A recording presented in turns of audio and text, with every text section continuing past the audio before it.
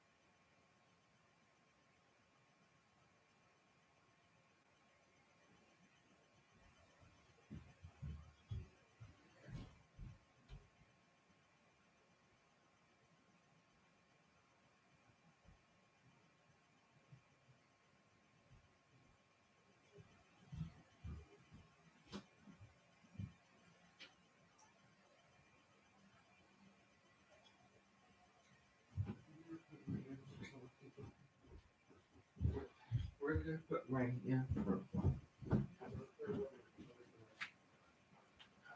Okay, maybe it is.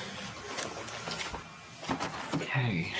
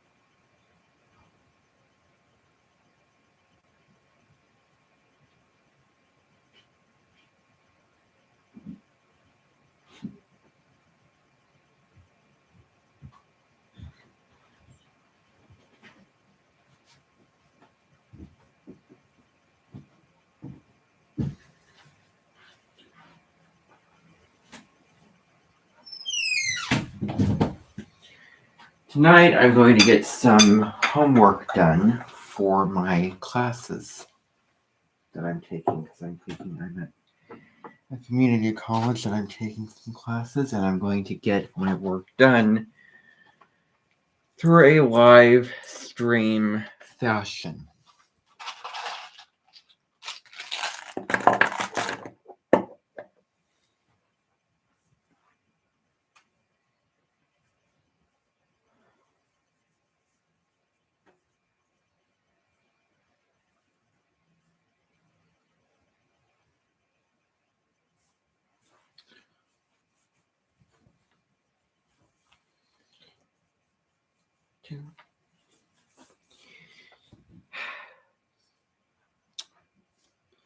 Don't blame yourself for anything that you have done in the past because you can't take it back.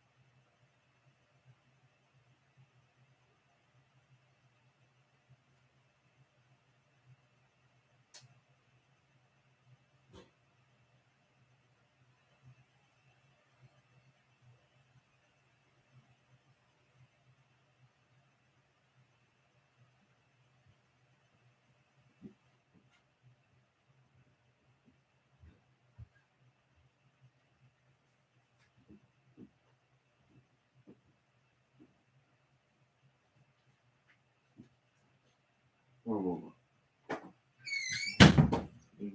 I'm drinking Pero, which is an urban drink that you find in a lot of urban coffee vendors. I just made that up. Alrighty. 1, 2. 1, 2. Has anyone heard of Oracle Palooza Virtual? It's this virtual live event. A spiritual teacher, Oracle card expert, author, Colette Baron-Reid is hosting it. And you can use any deck that you want to for that event if you know about Colette Baron-Reid in that event. She's also a psychic, medium, spiritual teacher, the founder of Oracle School, the author of many books, including The Map and Uncharted, and of course, very, very famous book that she wrote, which is called Remembering the Future.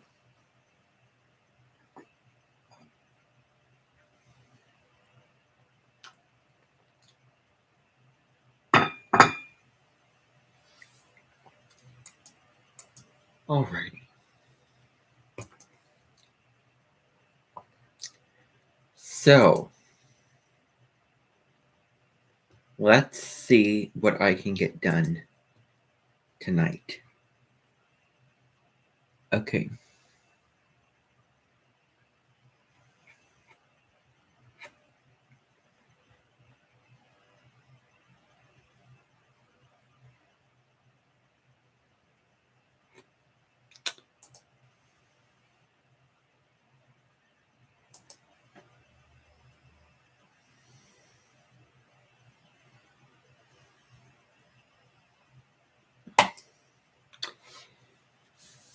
Well, we can forget about that.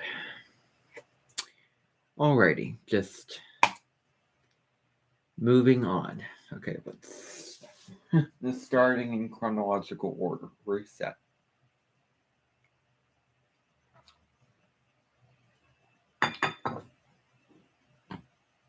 Okay. Now, I'm going to try to make this as entertaining as possible, as interesting as possible, but it may not be very interesting.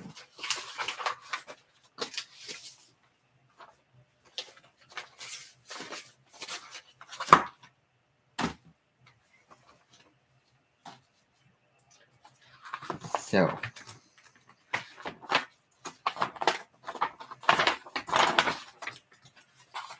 chapter 8.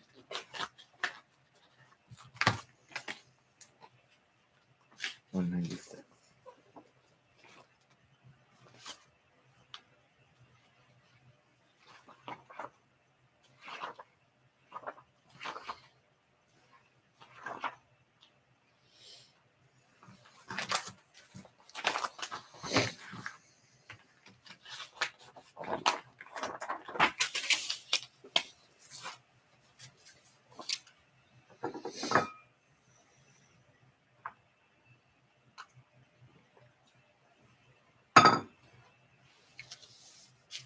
Theater.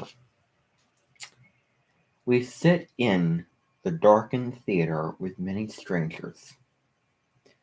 We sense an air of anticipation, an awareness of excitement. People cough, rustle about, then suddenly become still. Slowly, the lights on the stage begin to come up, and we see actors moving before us, apparently unaware of our presence. They are in rooms or spaces similar to those that we may be in ourselves at the end of the evening.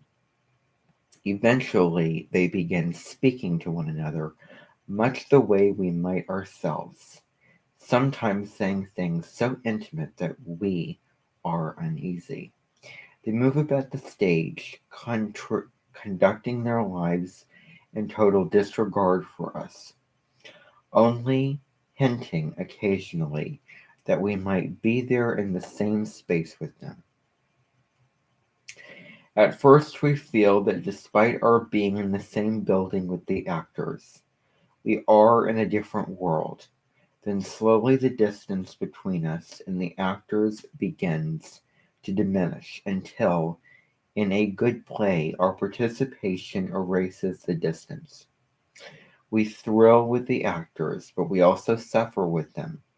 We witness the illusion of an action that has an emotional impact for us and changes the way we think about our own lives. Great plays such as Hamlet, Othello, The Misanthrope, Death of a Salesman, A Streetcar Named Desire,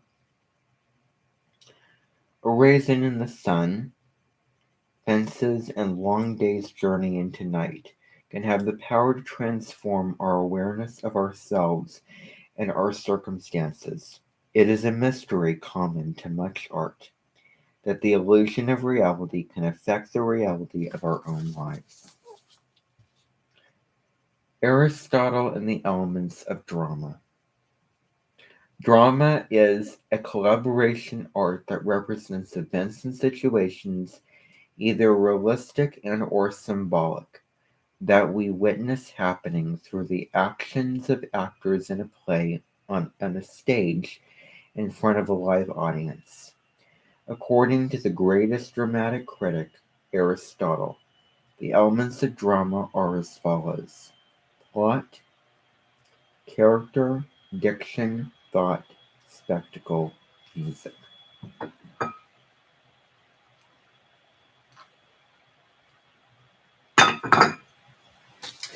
A series of events leading to disaster for the main characters who undergo reversals in fortune and understanding, but usually ending with a form of enlightenment.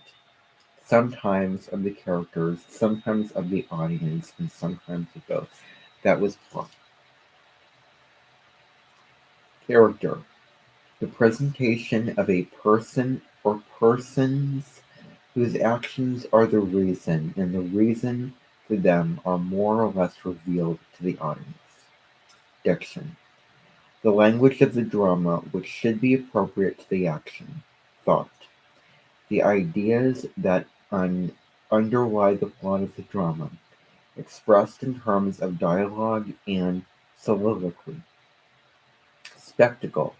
The places of the action, the costumes, set designs, and visual elements in the play. Music. In Greek drama, the dialogue was sometimes sung or chanted by a chorus, and often this music was of considerable emotional importance. In modern drama, music is rarely used in serious plays, but it is of first importance in the musical theater. Aristotle conceived his theories in the great age of Greek tragedy, and therefore much of what he had to say applies to tragedies by such dramatists as Aeschylus, especially his trilogy Agamemnon, the Libation Bearers, and the Aeneadates. Sophocles wrote Oedipus Rex, Antigone, and Oedipus at Calamus, and Euripides. Eur- Eur- the last of the greatest Greek tragedies, wrote Andromache, Medea, and the Trojan Women. All these plays are still performed around the world, along with comedies by Aristophanes, the greatest Greek writer of comedies. His plays include Lysistrata, The Birds, the Wasps, and the Frogs. These plays often have a satirical and political purpose and set a standard for much drama to come.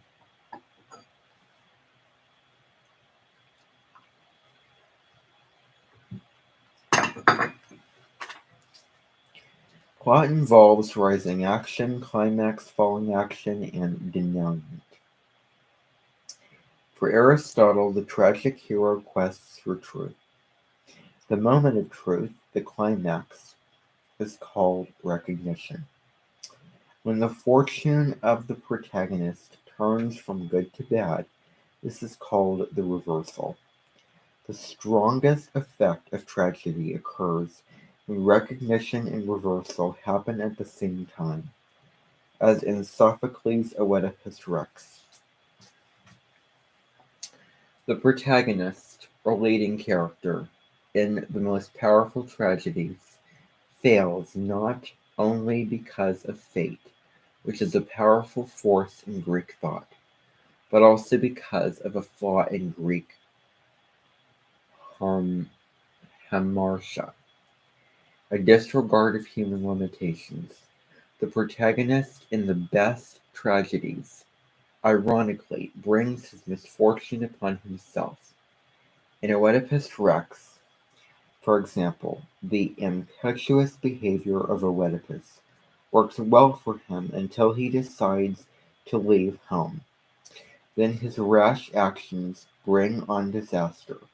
Sophocles shows us that something of what happens to Oedipus could happen to us. We pity Oedipus and fear for him.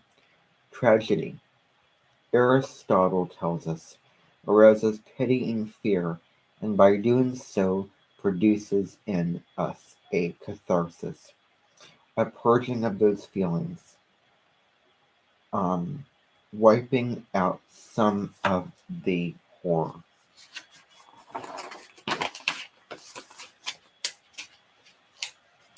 The drama helps us understand the complexities of human nature and the power of our um,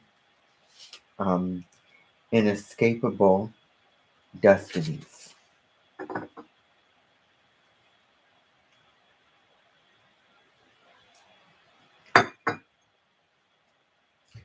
Dialogue and soliloquy.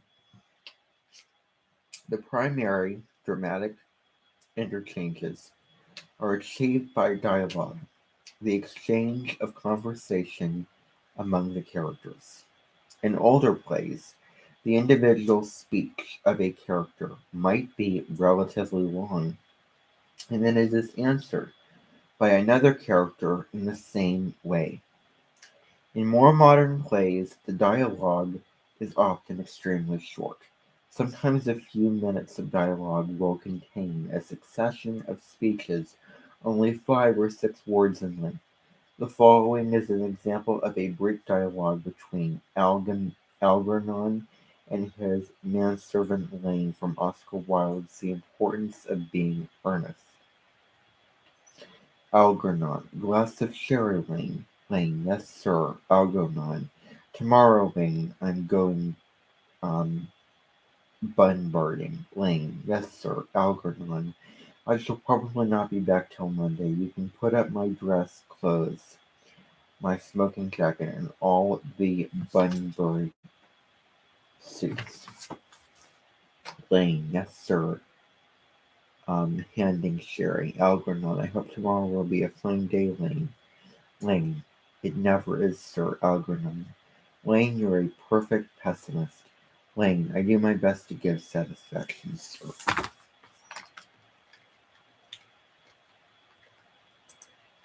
All right.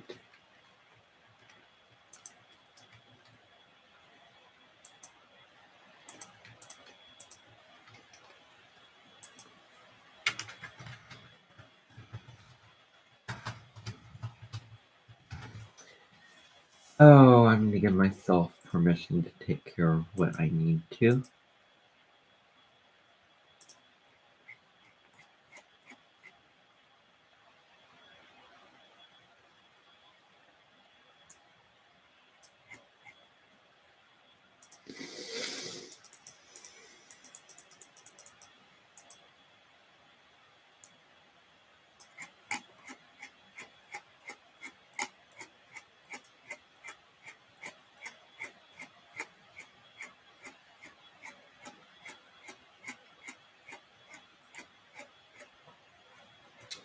I'm gonna leave it.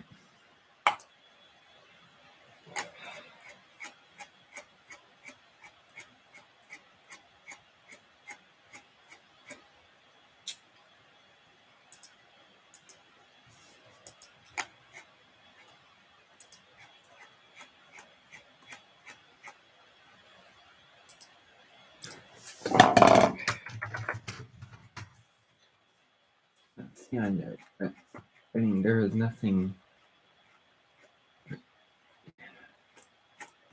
No, there can't be anything private on my pages. So it looks like I'm going to be here all night doing this. Oh, I am so mad at myself for all of the thousands of videos that I've deleted. And I'm also mad at myself for continuing to make private videos where I pretend that people are watching. When I'm making videos for a pretend audience I call an Inventum. I still have continued to do that, and I had to draw the line the other day. Mercury is retrograde. What can I say? And today is a new moon, so I'm setting new intentions for not doing that again. I am so over making pretend videos, and yet I still continue to do it for some reason or another. And the fact that I still want to is really perplexing to me, and I am mad at still continuing to do it.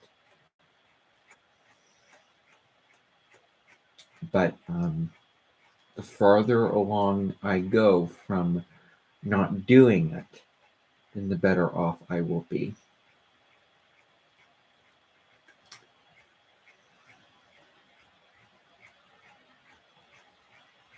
So long as I've decided I'm not going to do it again.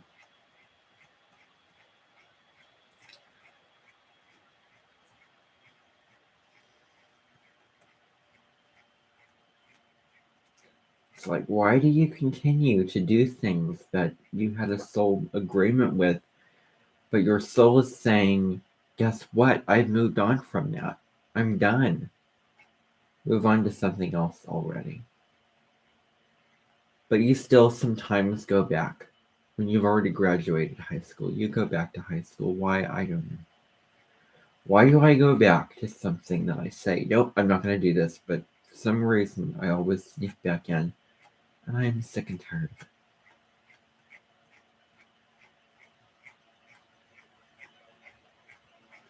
I'm sick and tired of making videos that people are not going to see. And I'm tired of deleting things. I do not like the feeling of deleting things. Because it covers up what actually happened. It covers up the flawedness of who we are as individuals. I mean, if I take a picture on one of my Instagram stories and if I don't post it, well, then I'll, delete it if it's not the way that I want. But if a piece of content is published out onto the internet, I am not going to delete it. I am not deleting this live stream. I am not doing that.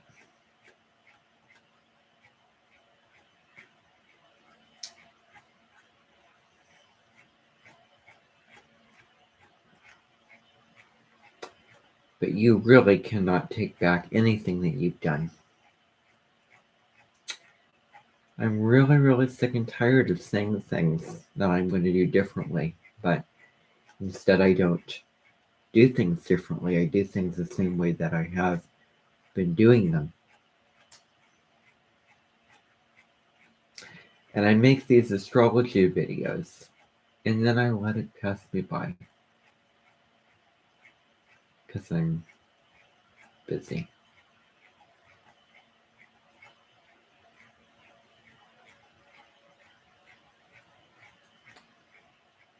When it comes to my weekly astrology videos that I do every single week, take it as information for the astrological energies of the week. And when you decide to do it is up to you.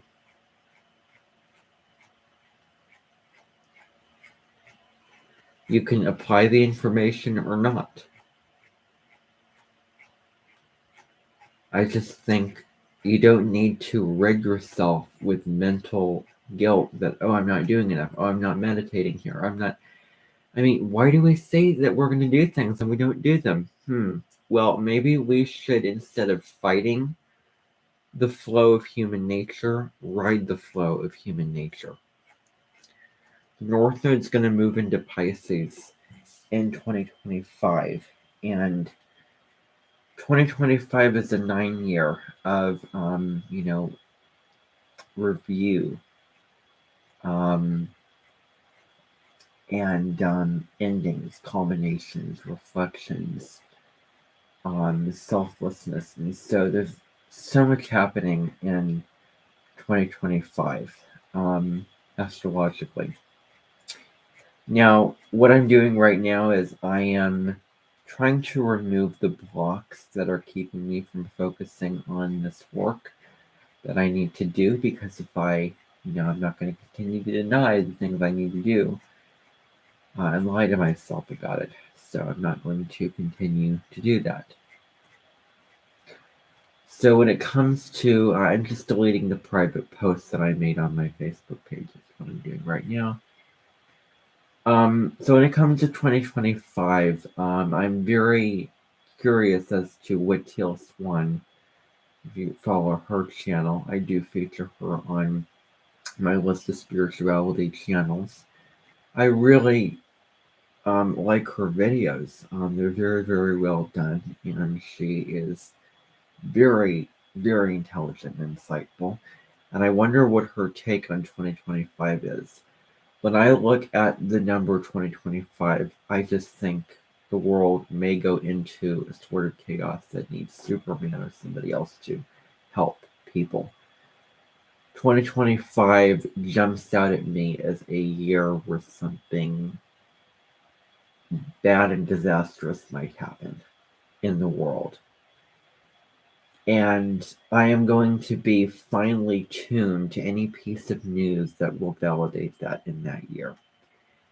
The political landscape in the US is very, very agile right now, that it could break when Neptune, the planet of idealism, disillusioned dreams, moves into Aries. What I imagine for Neptune in Aries is somebody who is driven by something, but it is almost like a compulsion. Like they're not feeling it from inside them, but they're driven to, fight. You can find yourself very Herculean. Like you have so much energy, you don't know where it's coming from. And Neptune is, boundaries, and Aries is impulse and action and assertion. And you may feel like you don't have an off button when Neptune moves into Aries. But at best, Neptune and Aries can be being the spiritual pioneer and the spiritual leader. And I have several short videos on my channel that I filmed a little bit over a year ago on Neptune in Aries. And when the time comes, I'm going to be discussing the high vibration and the low vibration of what Neptune in Aries has in store for everyone. So that is what I just want to remind you of right here and right now.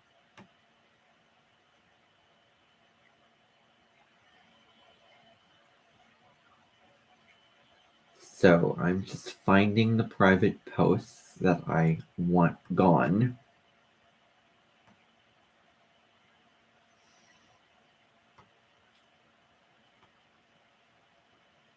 I'm not deleting something if it's public. Okay, let me find. I thought I had other private posts. Maybe I got rid of them. I don't know.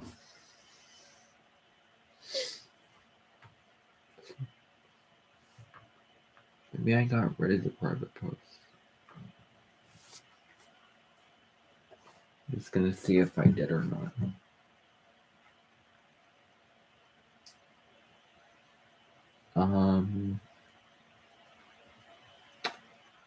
My public. Wait.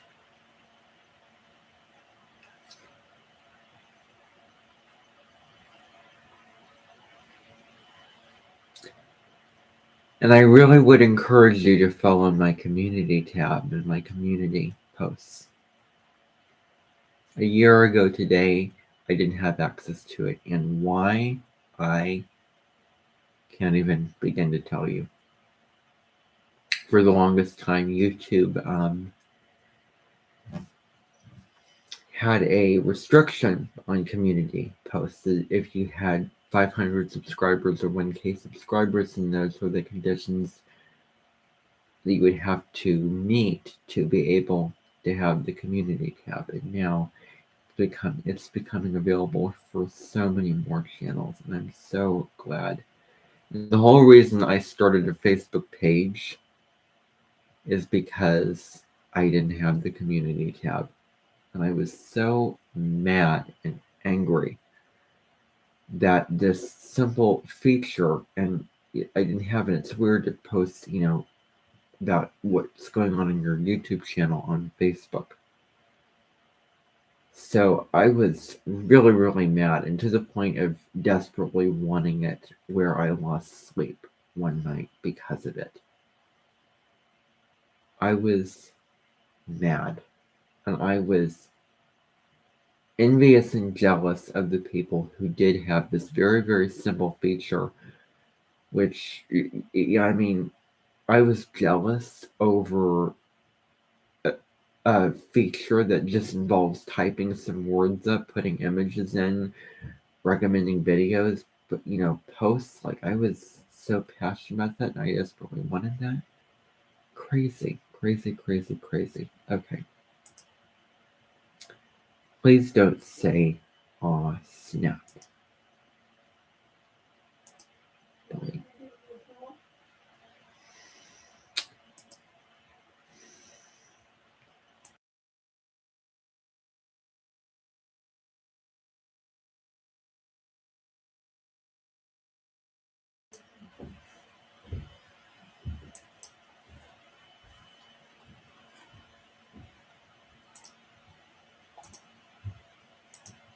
Delete this. It's okay if I delete it, because it's not public.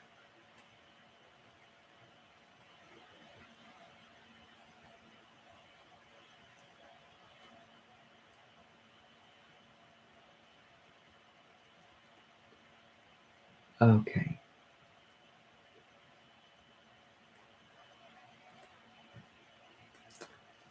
Public, public, public, public, public, public.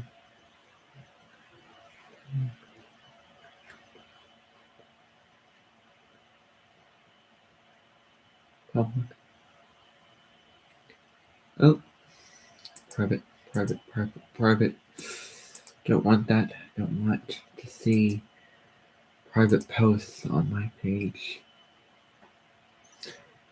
And what's the thing about private posts? Well,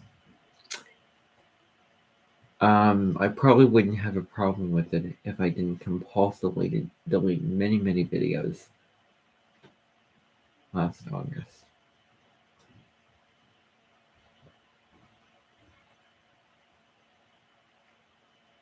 I cannot have that. I am over making videos and creating that kind of content that people are not going to see. I am over that. I'm over the pretend. I'm over the trying to cover up who I am in some videos. I'm done.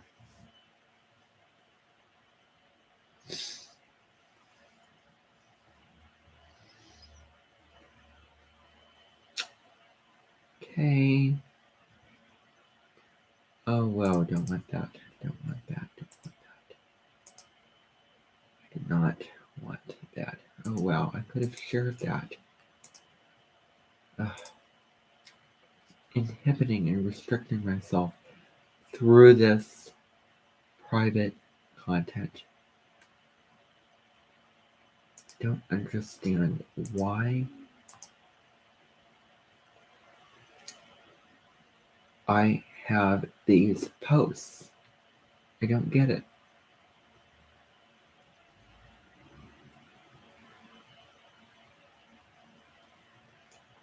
Yes. Yes. Yes.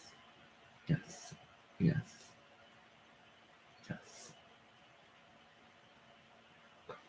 Yes. Yes. Yes. Yes. I believe that we're moved. Wait, there might be some more posts that I didn't get rid of quite yet. Yes. Yes. Yes. Yes. Yes. Yes. That. Yeah. Okay. Alrighty. Yes. Yeah. Okay.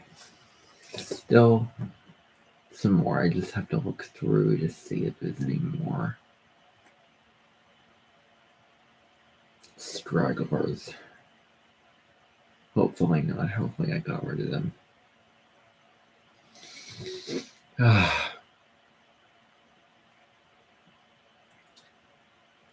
Mercury is going direct tomorrow.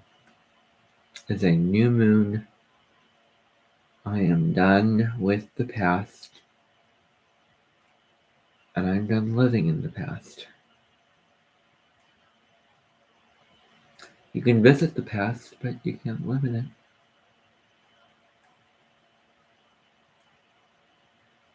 And you can't pretend that yesterday didn't happen either.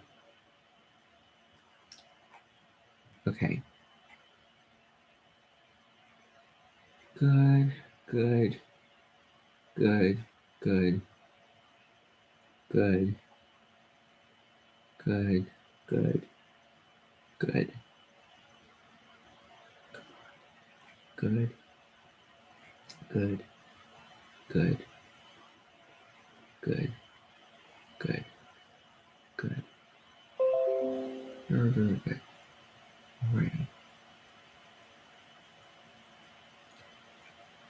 Okay. Good, good, good, good, good,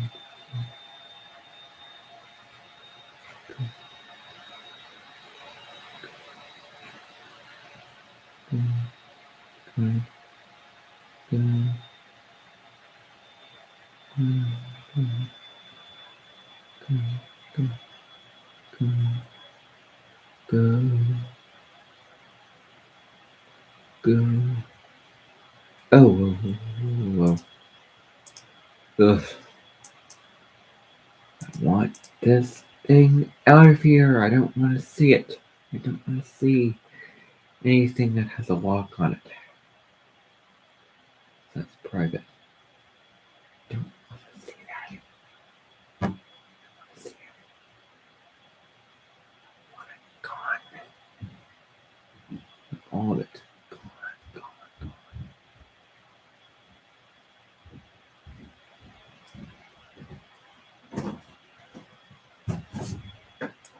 I'm gonna sleep down here.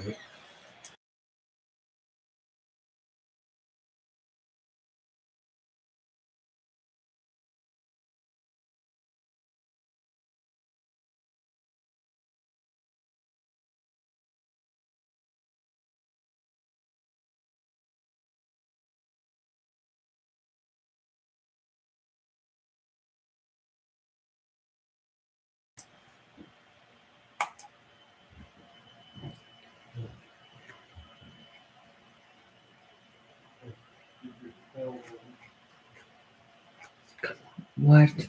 I seriously. I did not delete all this. Did I? What happened? Did I get rid of this? August? No. No. No. There has to be some mistake. Does Facebook do this or like Okay, well, that's all the further that I can go with that, I guess. I guess it just deletes, just after a while, it just gets rid of posts. I can't, I mean, I can't go any further here. Well, that's nice. And I say that with, oh, well, isn't that wonderful? Look what it did. If I'm not mistaken, it went further. Wait a second. I want to see. Okay, I can't go any further now. Okay, I'm done with that. I'm done with the deleting of the private posts, and you're going to see some brand new posts on my community tab. This needs warmed up. So I'm going to warm it up. And I'm going to continue.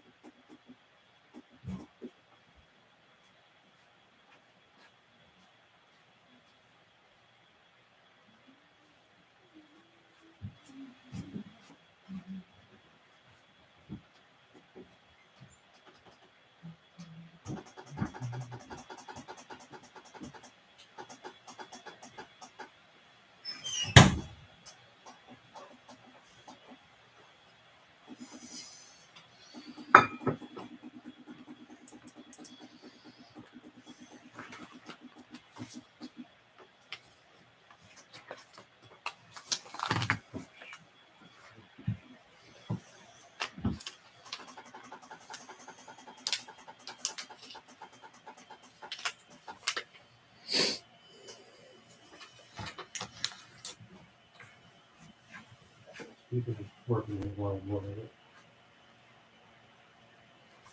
Some slipped over.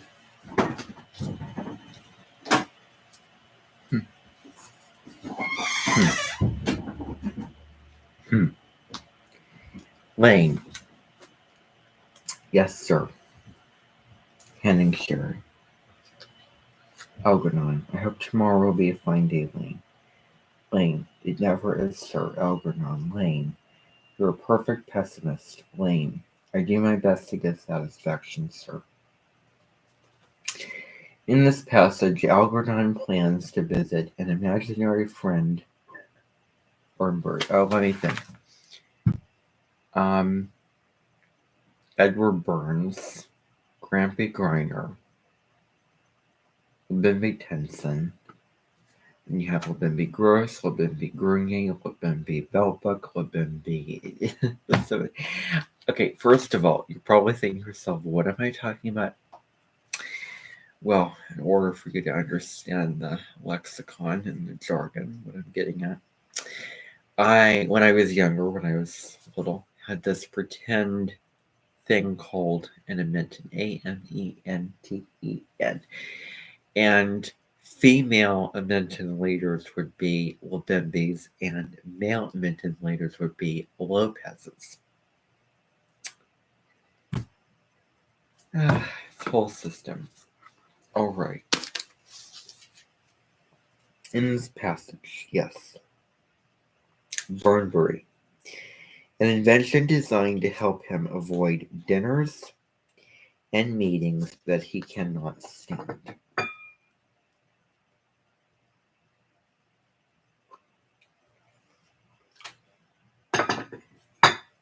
The dialogue throughout the play is quick and witty, and the play is generally regarded as one of the most amusing comedies. As in most plays, the dialogue moves the action forward by telling us about the importance of the situations in which the actors speak. This example is interesting because, while brisk, its last line introduces an amusing irony, revealing the ironic soul of the entire play. The soliloquy, on the other hand, is designed to give an insight into the character who speaks the lines. In the best of soliloquies, we are given to understand that characters are speaking to themselves, not to the audience. The term aside is used to describe such speeches. Because the character is alone, we can trust to the sincerity of the speech and the truth that it reveals. Hamlet's soliloquies in Shakespeare's play are among the most famous in literature. Here, Hamlet speaks at a moment in the play when the tension is greatest. Hamlet. To be or not to be, that is the question, whether 'tis nobler to the mind to suffer the slings and arrows of outrageous fortune, or to take arms against a sea of troubles, and by opposing end them, to die, to sleep no more. And by a sleep, we say, we end. The heartache and the thousand natural shocks that flesh is heir to. There is nothing superficial about this speech, nor the many lines that come after it. Hamlet considers suicide, and once having renounced it, considers what he must do. The many soliloquies in Hamlet offer us insight into Hamlet's character, showing us an interiority or psychological existence that is rich and deep. In the Greek tragedies, some of the function of the modern soliloquy was taken by the chorus, a group of citizens who commented in philosophic fashion on the action of the drama. How many more pages is this chapter going to be? It's relatively short.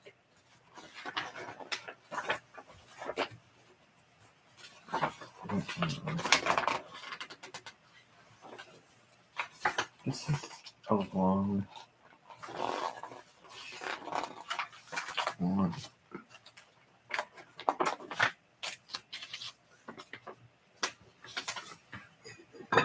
Okay.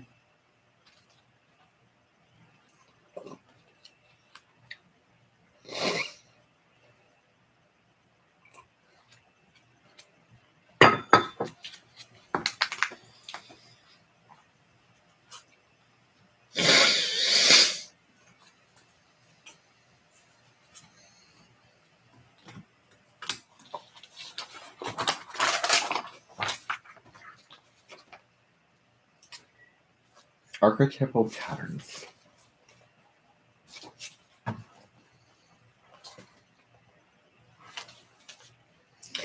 Theater originated from ancient rituals that had their roots in religious patterns such as death and rebirth. One such pattern is the ritual of sacrifice, which implies that the individual must be sacrificed for the common well of society. Such a pattern is archetypal, a basic psychological pattern that people apparently react to on a more or less subconscious level. These patterns, archetypes, are deep in the myths that have permeated history. We feel their importance even if we do not recognize them consciously. Archetypal drama aims at symbolic or mythic interpretations of experience. For instance, one search for personal identity. For self-evaluation, a pattern repeated in all ages serves as a primary archetypal structure for drama.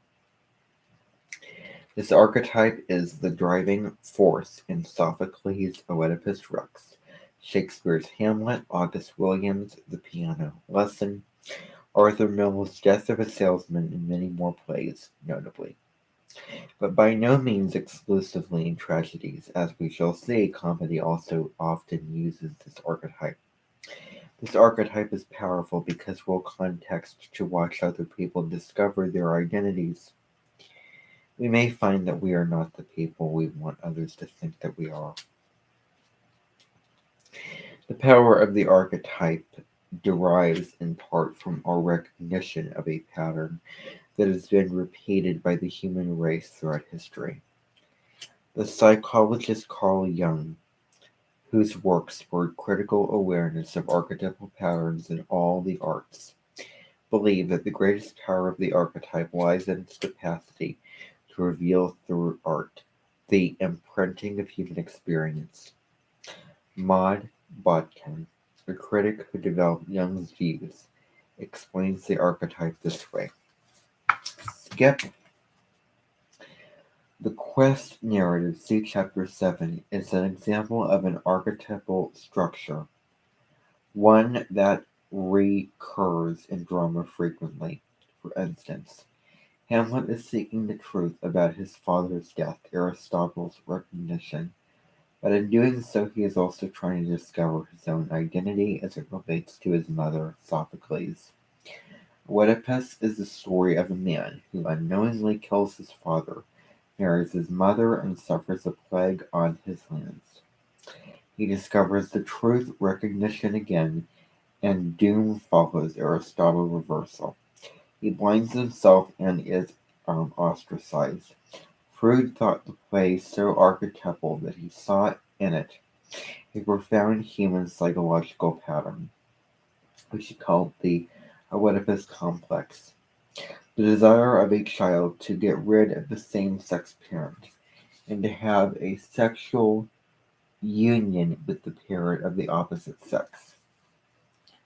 Not all archetypal patterns are so shocking, but most reveal an aspect of basic human desires. Drama, because of its immediacy and compression of presentation, is perhaps the most powerful means of expression for such archetypes. Some of the most important archetypes include those of an older man, usually a king in ancient times, who is betrayed by a younger man, his trusted lieutenant. with regard to a woman.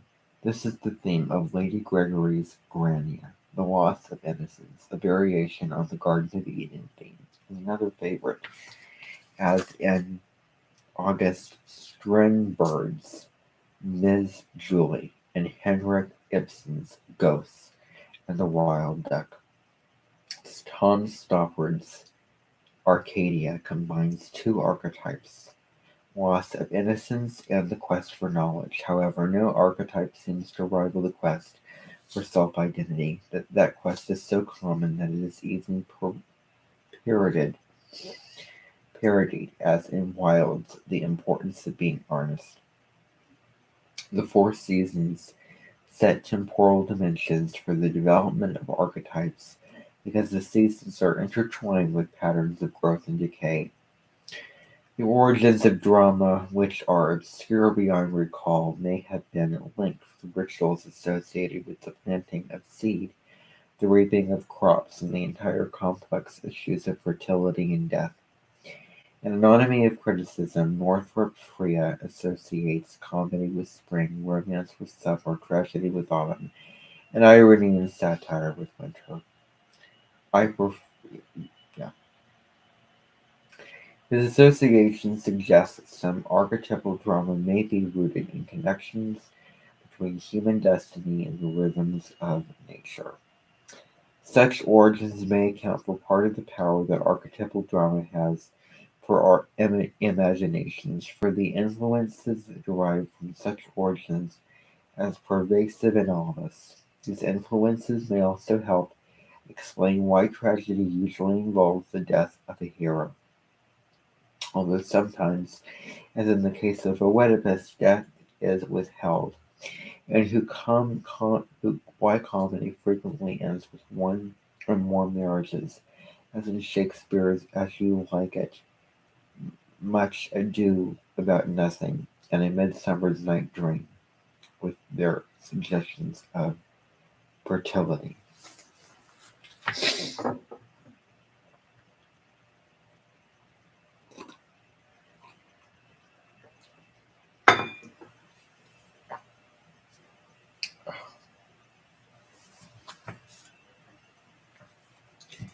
I need to put some of that lotion on because my hands are dry.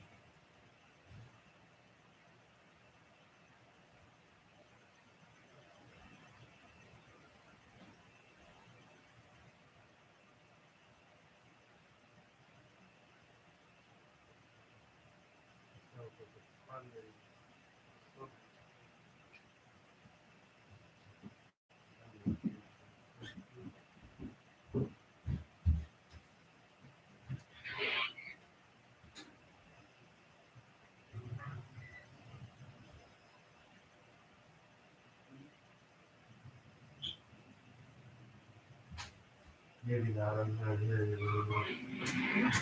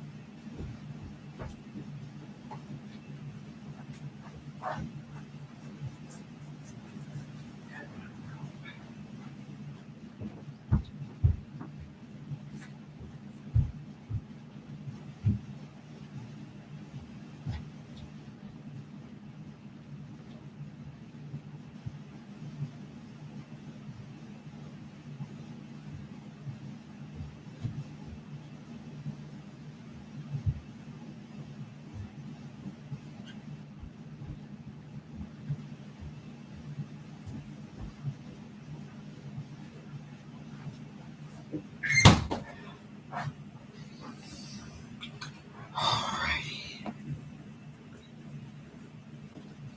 Back into what I need to do. This Pero that I'm drinking is Pero. It's a coffee substitute. Without spilling it. Oh gosh. Okay. No. I don't need to worry about that. But, alrighty. So I'm going to.